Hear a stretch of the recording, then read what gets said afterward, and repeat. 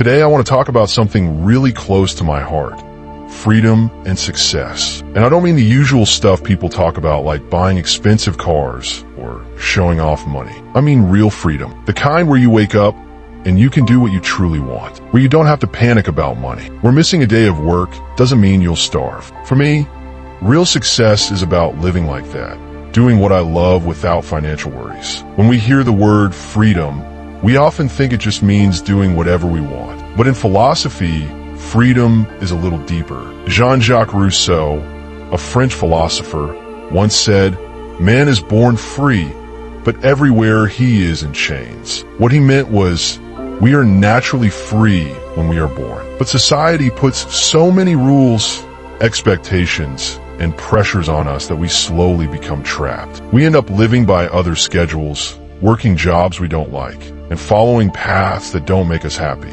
Rousseau believed true freedom is living according to your own will, being able to make your own choices without being forced by others or by fear. Another philosopher, Isaiah Berlin, talked about two kinds of freedom. One is negative freedom.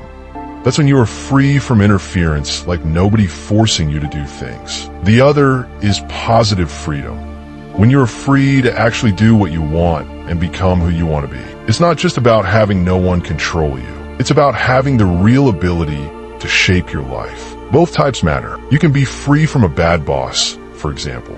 But if you have no money to start your own business, you're still stuck. One thing that often stops people from being free is money. Karl Marx talked about this a lot. He believed that in today's world, most people are not truly free because they have to sell their time and energy just to survive. You go to work not because you love it, but because you have bills to pay. If you don't, you risk losing everything: your home, your food, your security. So in a way, even if the laws say we are free, we're not really free inside. Money becomes a kind of invisible chain. That's why, for me, real success is to not be trapped by money. It's waking up and choosing to write, paint, travel, or simply relax without the fear of, if I don't work today, I won't be able to eat. That kind of life feels like real success and real freedom to me. But there's a big question.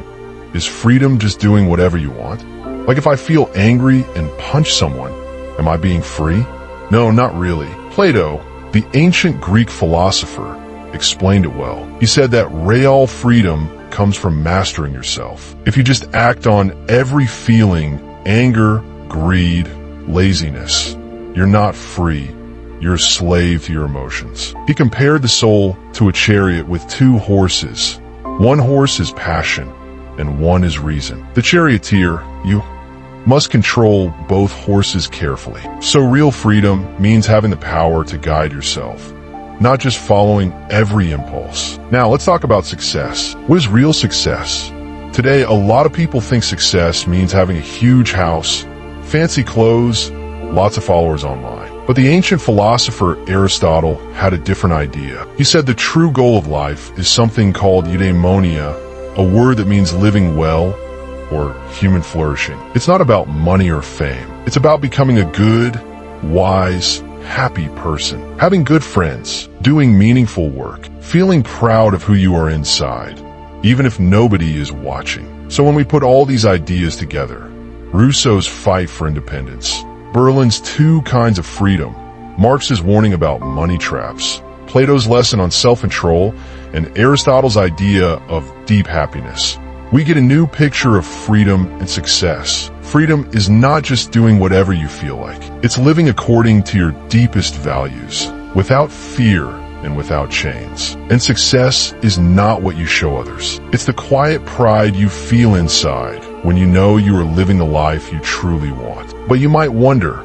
how do we move toward this kind of freedom? I think the first step is to get very clear on what you really want, not what society says you should want. Maybe you don't want a mansion.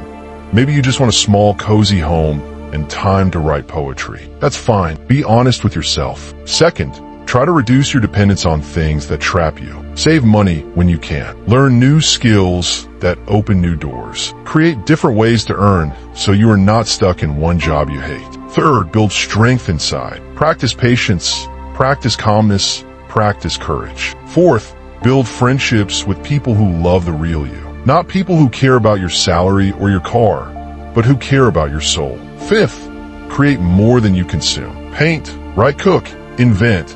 Express yourself in ways that make you feel alive. That is freedom too. And lastly, respect the freedom of others. Because freedom that crushes others is not real freedom. It's just selfishness. I'm not pretending it's easy. It's not. Sometimes the journey toward freedom feels long and hard. Sometimes you feel stuck or scared. That's normal, but I believe it's worth it. A life where you don't wake up in panic. A life where you live in peace. A life where your time belongs to you. That, to me, is true success. Rousseau said we are born free. Maybe it's time we remember that. Maybe it's time we start living that way. Thank you for listening to this talk. I hope it made you think a little deeper. I'd love to know, what does freedom mean to you?